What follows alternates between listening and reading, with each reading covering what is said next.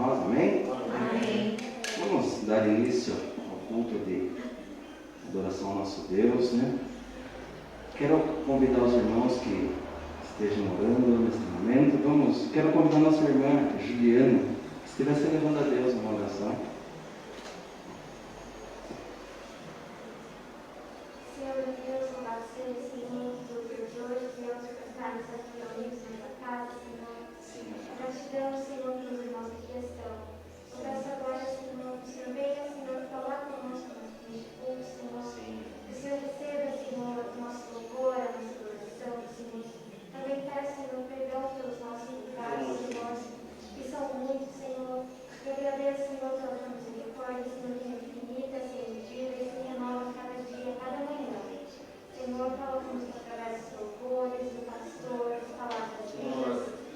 E aqueles que não puderam estar aqui, Senhor, o Senhor sabe por quê, mas abençoe de igual modo, Senhor, para que eles possam ser abençoados. Direção do Senhor também a todos nós. É que eu peço e te agradeço no teu nome santo. Amém. Amém. Vamos estar louvando a nossa Deus com o hino de número 56. Hino 56.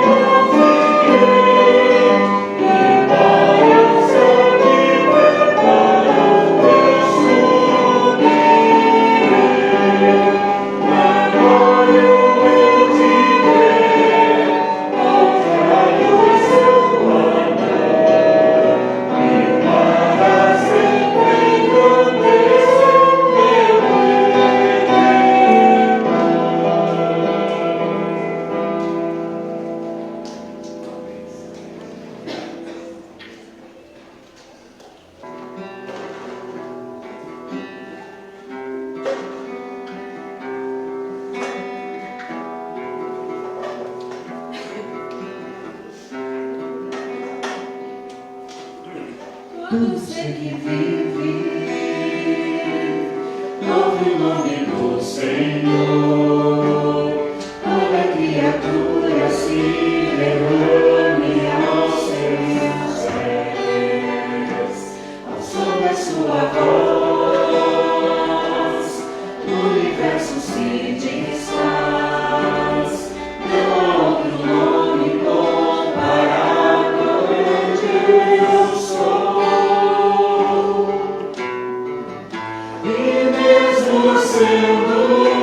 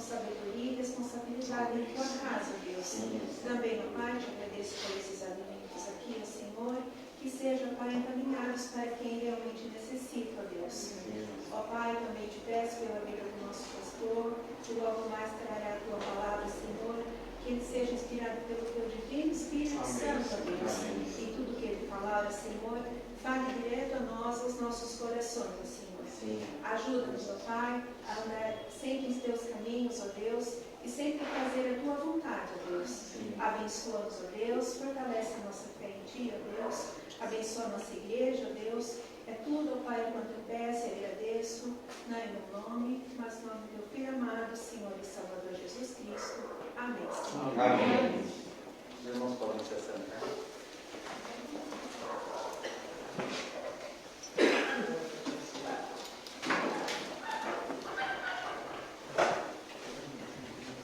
Vou convidar as crianças que estejam aqui à frente.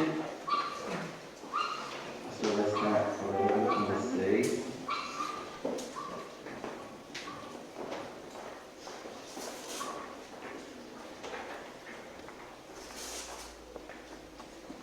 Chique. Tá bom, né? A galera hoje tá equilibrado, né? 2 meninos, 2 meninas. Empate. Tá faltando? Tá faltando uma menina, é verdade. Então elas ganharam. Né? Se tivesse mais um menino, nós tínhamos 2, nós tínhamos 3, nós queríamos empate. Legal, né? É gostoso estar aqui, não é não? A gente está aqui, ó, as crianças, outras crianças, o povo de Deus. Como é bom estar na casa de Deus. Vou orar por vocês, tá bom? Crescer mais ainda, bonitos, inteligentes e servos e servas de Deus, tá bom? Paizinho querido, eu agradeço, Senhor, ó Deus, pela vida das nossas crianças. E te peço, Senhor, que o teu Santo Espírito conduza, Senhor, todos os momentos da vida delas, ó Deus, para que possam continuar vivendo, mas de uma maneira inteligente, saudável, que o teu Espírito esteja conduzindo, ó Deus. Ser com cada uma delas, os seus pais também. E peço por todas as crianças, Senhor, espalhadas aí pelo mundo. Muitas nem têm esse conhecimento, seus pais também não, mas elas precisam do Senhor, ó Deus. Guarda cada uma delas, Senhor, no teu santo e bendito amor. Amém. Amém. Deus abençoe, viu?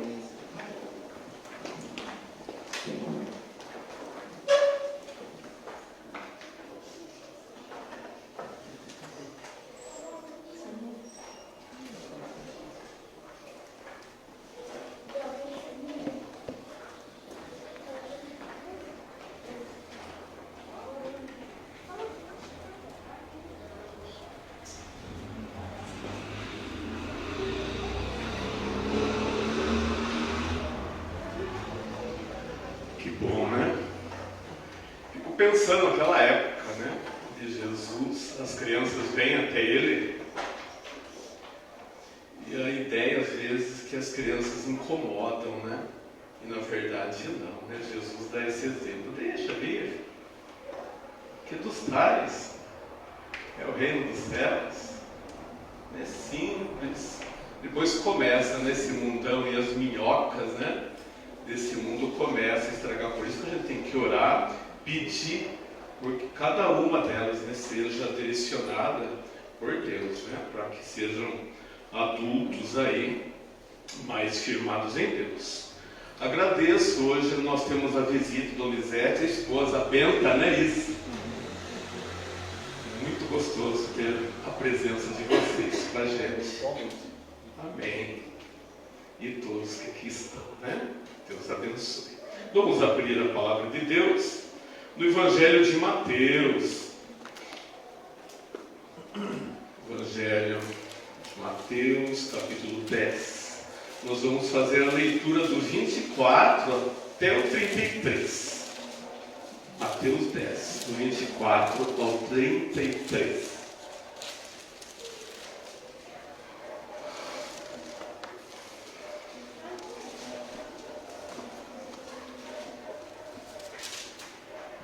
Diz assim: o discípulo não está acima do seu mestre, nem o servo acima do seu senhor. Basta ao discípulo ser como seu mestre e ao servo como seu senhor. Se chamaram Beelzebu ao dono da casa, quanto mais aos seus domésticos. Portanto, não os temais, pois nada é encoberto que não venha a ser revelado, nem oculto que não venha a ser conhecido. O que vos digo à escura, dizei-o à plena luz, e o que se vos diz ao ouvido, proclamai-o nos eirados. Não temais os que matam o corpo, e não pode matar a alma. Temei antes aquele que pode fazer perecer no inferno, tanto a alma como o corpo. Não se vende 2 pardais por um asse, e nenhum deles cairá em terra sem o consentimento de vosso Pai. E quanto a vós outros, até os cabelos todos da cabeça estão contados. Não temais, pois, bem mais valei vós do que muitos pardais. Portanto, todo aquele que me confessar diante dos homens, também eu confessarei diante de meu Pai que está nos céus. Mas aquele que me negar diante dos homens, também eu o negarei diante de meu Pai que está nos céus. Oremos. Pai eterno, Tu, ó Deus, que está entronizado nos céus, ó Deus, que tem domínio sobre toda a terra, conhece o nosso coração. E aqui, Senhor, o Teu povo está congregado nessa noite, Senhor, para louvar a Ti, para render graças somente a Ti, Senhor. E nós queremos ouvir também, ó Deus, a Tua palavra, que a Tua palavra, Senhor, entre no nosso coração e nos dê estímulo, Senhor, para sabermos quão maravilhoso é, ó Deus, pertencermos a Ti, Senhor, como filhos e filhas do Senhor, ó Deus.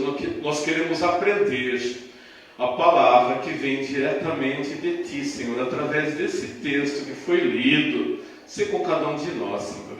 É o que nós oramos, no nome de Jesus. Amém. Amém.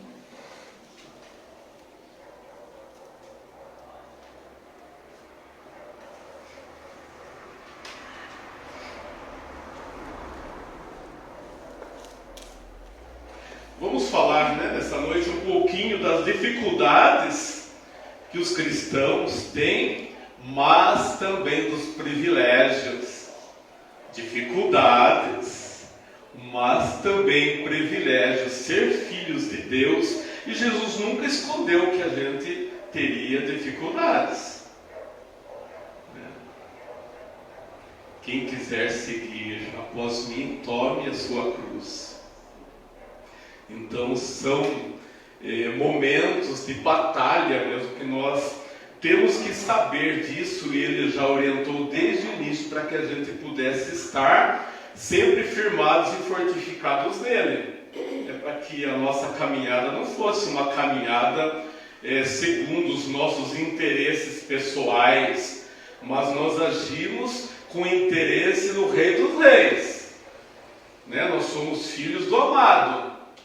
E por isso nós devemos estar alicerçados sempre nele. Vamos olhar primeiramente duas coisas importantes. Primeiro é essa advertência, e daí o privilégio também. A advertência de que assim como Cristo teve de levar sua cruz, cada cristão deve carregar sua própria cruz. É como se Jesus estivesse dizendo assim: se eu que sou dirigente, sou líder, devo sofrer, vocês que são membros e servos não poderão escapar das perseguições.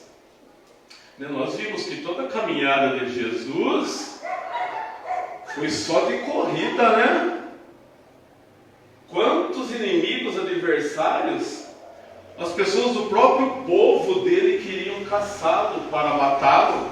Eu não queria nem ouvir das palavras que vinham, palavras de salvação, Porque as palavras de Jesus são palavras de salvação. E mesmo assim, as pessoas não estavam preparadas. E essa é a caminhada que o mundo vive justamente perseguindo aqueles que querem seguir a Jesus Cristo. Nós andamos, queridos irmãos e irmãs, na contramão de direção. Nós não estamos aqui para agradar as pessoas, não. Nós estamos aqui nesse mundo para agradar a Cristo. E às vezes nós não tomamos conta disso. Nós queremos ser amigo de todo mundo, né? Agradar todas as pessoas, né? Rir com as bobagens que todo mundo faz e fala.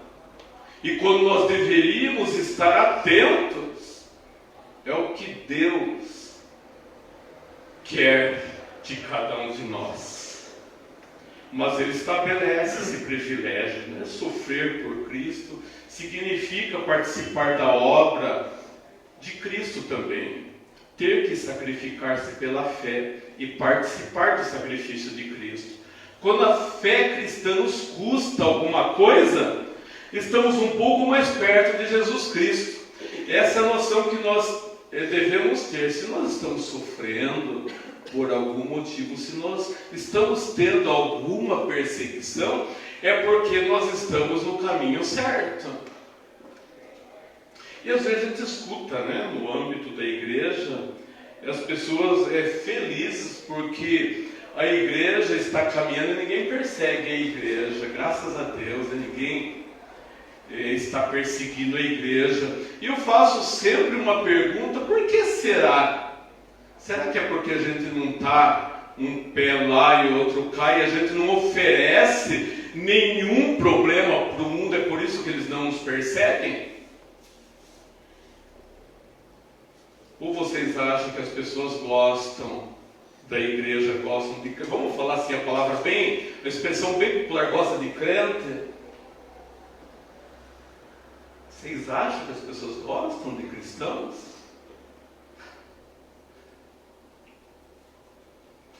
As leis hoje, de certa forma, ainda nos ajudam, né? Que nos dá essa liberdade.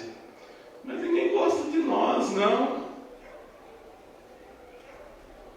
E as coisas estão sendo disseminadas de uma forma assim, tão terrível e também bem às escondidas, que as coisas desse mundo têm entrado dentro das igrejas. Então é aquela pregação que o mundo leva, né, que de repente algumas pessoas trazem para dentro da igreja, que faz com que a gente esteja em conformidade com o mundo e não com Deus. Então não oferece risco nenhum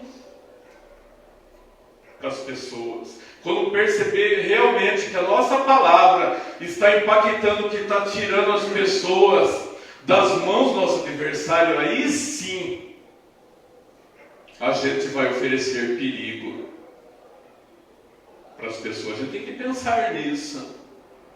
Eu falei algumas vezes aqui já, né? Se vocês querem uma igreja atuante, é só começar a perseguição.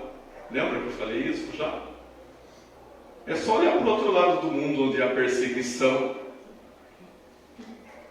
As pessoas vão sem pensar para a morte, para o nome de Jesus, e oferecem para que eles neguem a Jesus, e eles não o fazem, com a espada lá no pescoço. E aqui a gente tem, né, vergonha de falar esse texto, vai falar mais coisas para nós.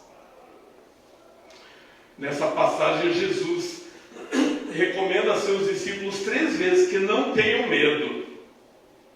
No mensageiro do rei deve manifestar-se certa intrepidez, cheia de coragem, que o distingue dos outros homens. Nossa, a palavra tem que ser de coragem.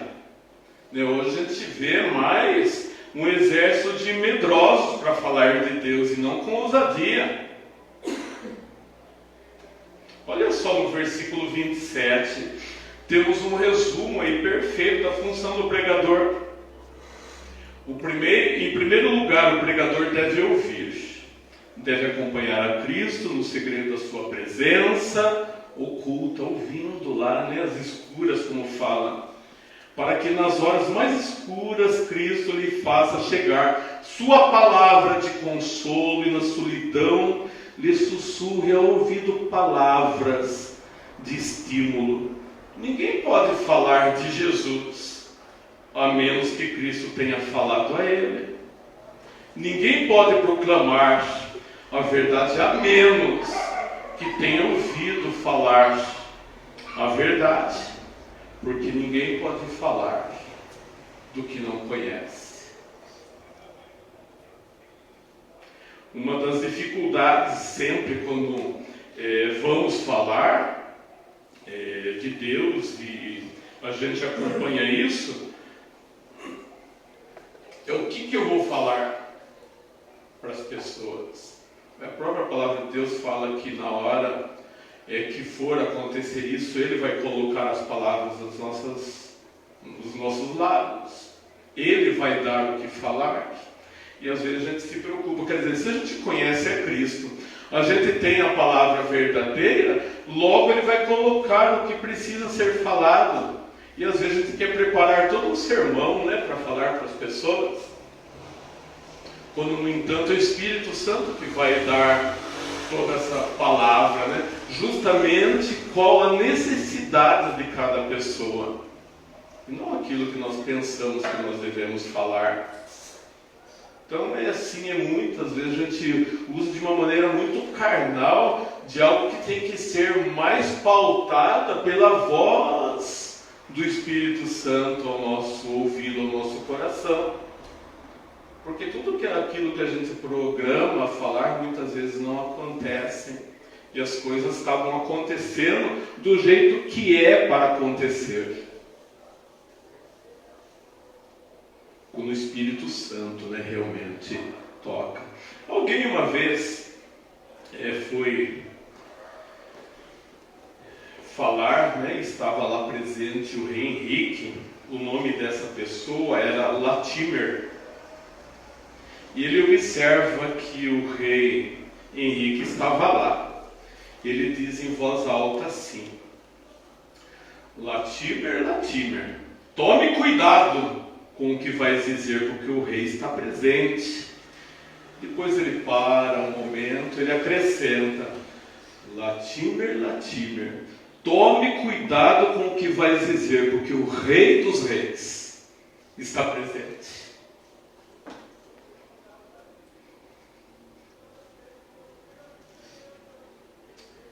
Percebem que às vezes nós ficamos muito mais preocupados na importância das pessoas que estão à nossa frente. De repente o presidente da República, se colocasse aqui, já pensou, o presidente da República, né?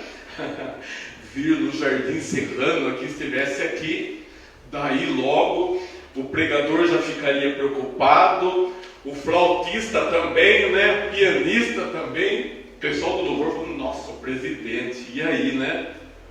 Quando na verdade, quem esteve presente desde o início do nosso culto é o Senhor Jesus.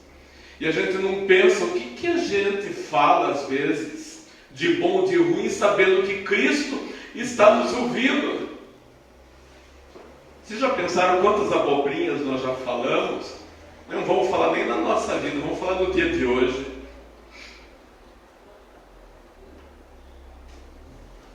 E Cristo estava ali, eu vi lá. Ô filhinho,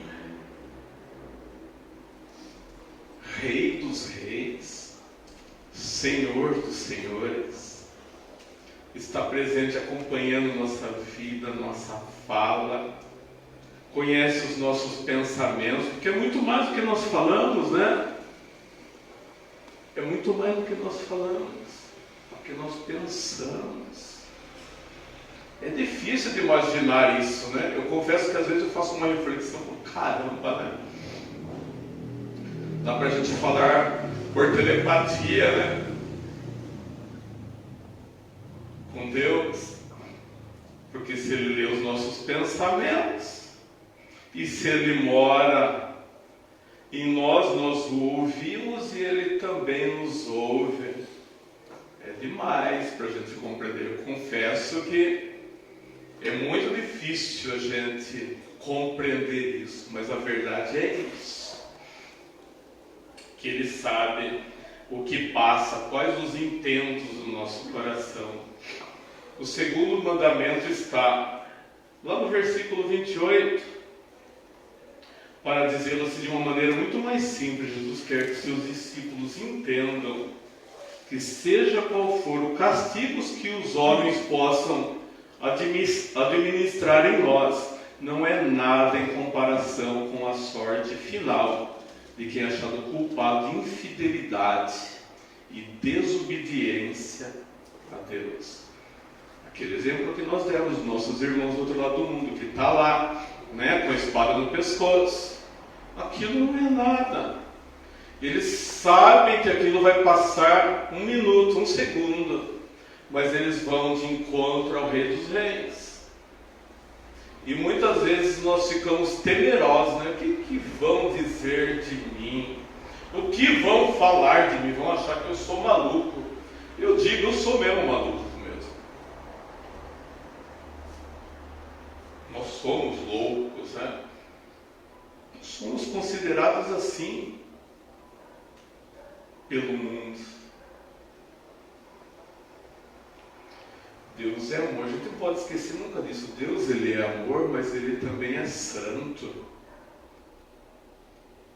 E é justamente por isso que nós devemos temê-lo. Nós sabemos, nós falamos todo momento, nossa, mas Ele não vai castigar a gente porque Ele é amor. Mas Ele também é santo, Ele não convive com o pecado. Ponto. Ele é justo, né? Ele vai dar a cada um o que cada um merece. Por que é tão difícil a humanidade entender isso? Quem planta o bem vai colher o bem, quem planta o mal colhe o mal. E parece que isso é difícil, né? As pessoas fazem o mal e querem colher bem. É por isso que nós temos o privilégio de seguir a Cristo. E que vale a pena sempre plantar o bem. Porque nós estamos aí semeando, nós estamos plantando. Nós temos uma vida inteira para semear, uma vida inteira para nós plantarmos. Se nós não usarmos esse tempo que nós temos, nós vamos querer colher o quê? No final dos tempos, vai ter. É porque se a gente ficar parado, a gente já não vai colher nada. Agora imagine se a gente estiver semeando mal.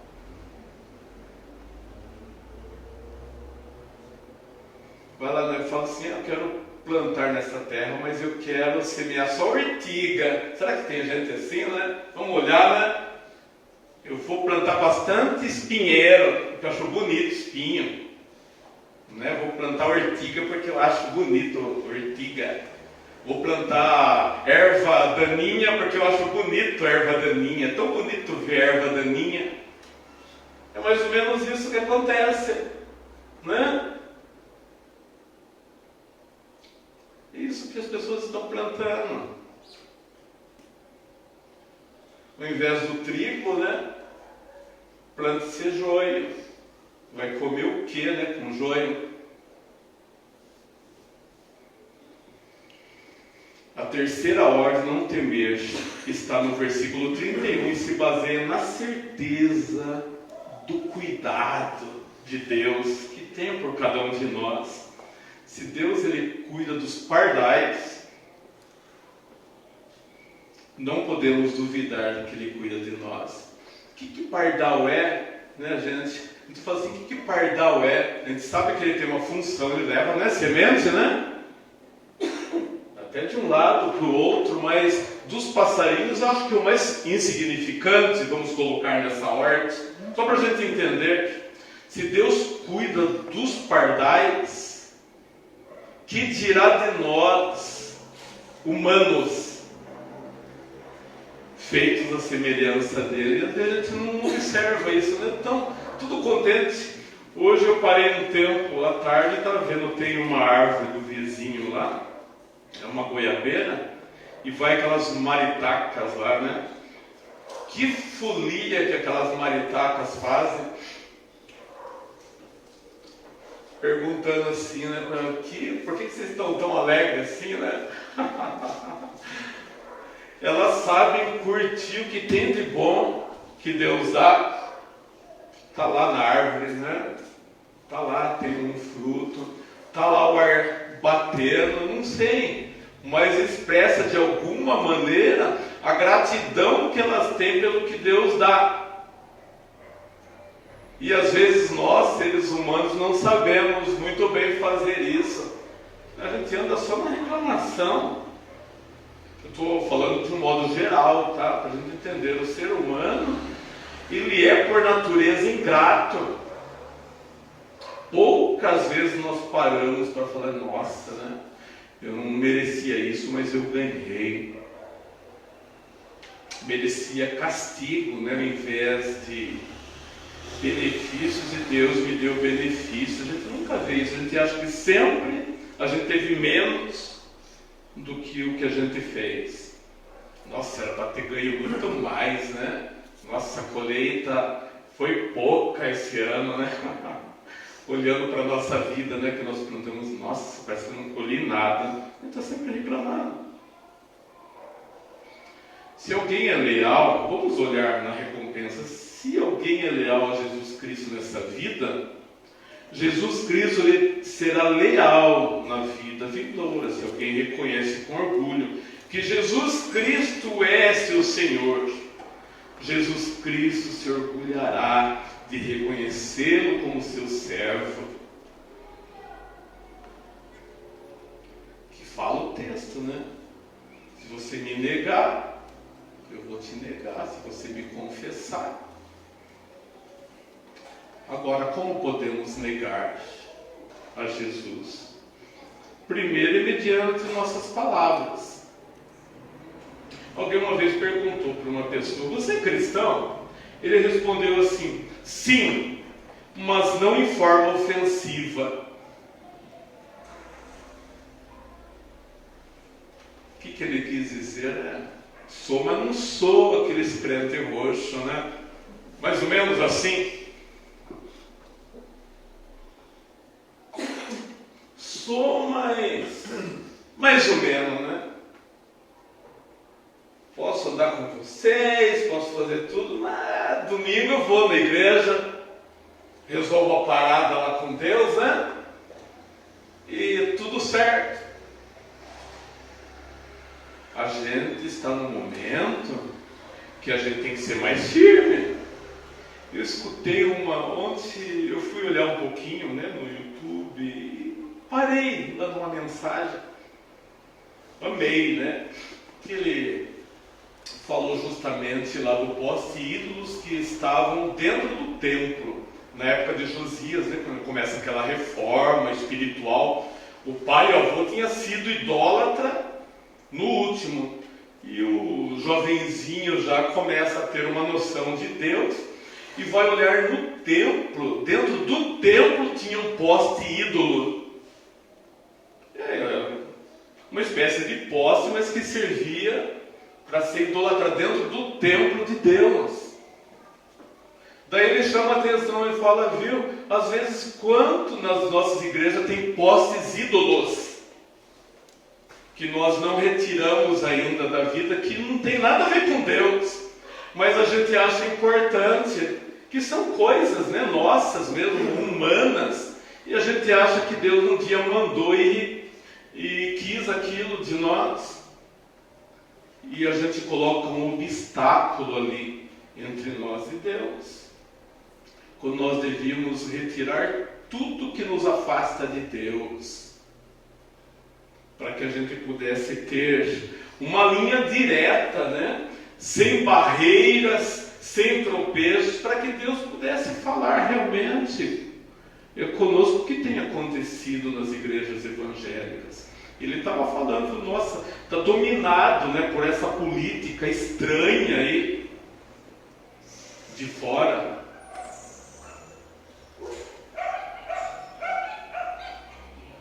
Onde homem não é mais homem, mulher não é mais mulher, né? Daí eu fiquei pensando, né, seria interessante, né, nessa ideia. Deus, ele já faz uns bonequinhos, ele não coloca sexo, né, no serzinho. Ele faz um bonequinho lá.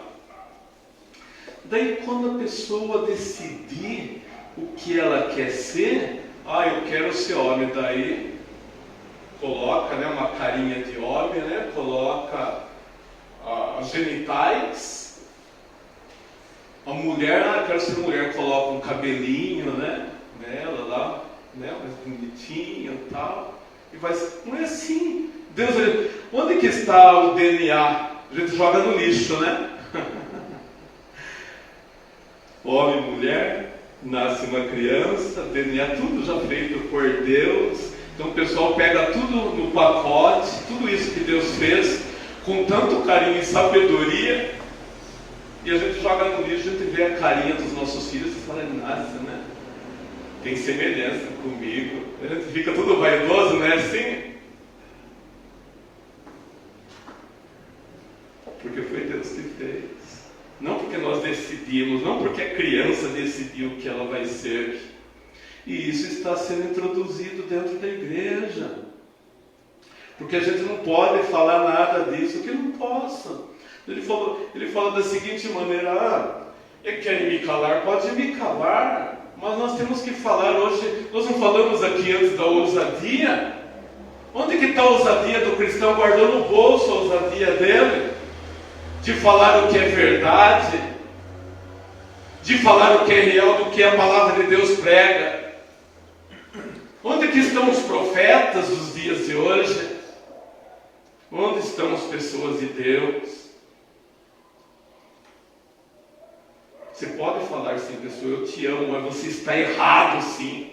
E ponto. É Deus que está falando, não sou eu.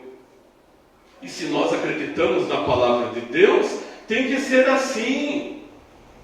Não podemos andar agradando as pessoas não, queridos. Daí vocês podem falar, nossa, o pastor está com 56 anos, morrer para ele é lucro, né? Tá bom, então vamos falar igual o apóstolo Paulo, né? Tá bom, é lucro. E realmente possa ser, né? Mas ele mesmo fala, se Deus me der um tempinho, eu tiver ainda alguma coisa para fazer que eu seja útil, vai ser legal ficar com vocês.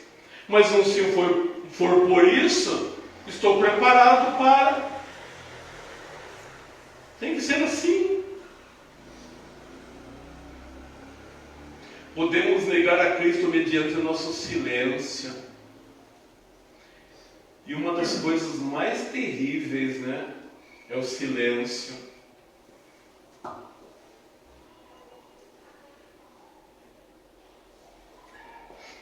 Você já perguntou alguma coisa para outra pessoa? Vamos lá no lar. Vamos lá para o lar? Marido e mulher? O marido pergunta para a mulher, ei, bem, o que você acha? Gostou, né? Nada, resposta nenhuma. Daí o camarada começa a jogar alternativas, né? Daí, você não gostou? Não responde nada. Tinha que ser mais verde? Não responde nada, cara. É pior do que tivesse respondido, viu? O que você deu foi uma droga, né? Eu queria outra coisa, não queria isso. Era preferível que falasse isso do que fizesse o silêncio. Você não saber o que está passando na cabeça da outra pessoa. Se alguém já passou isso daí, é terrível. Não tem pior do que o silêncio das pessoas. Você não saber o que está passando lá. E às vezes nós podemos justamente negar a Cristo quando nós não falamos de Jesus para ninguém. Eu acho que nesse contexto cabe mais a igreja de hoje. Estou errado, senhor presbítero? A gente tem falado pra caramba, né? Pra todo mundo.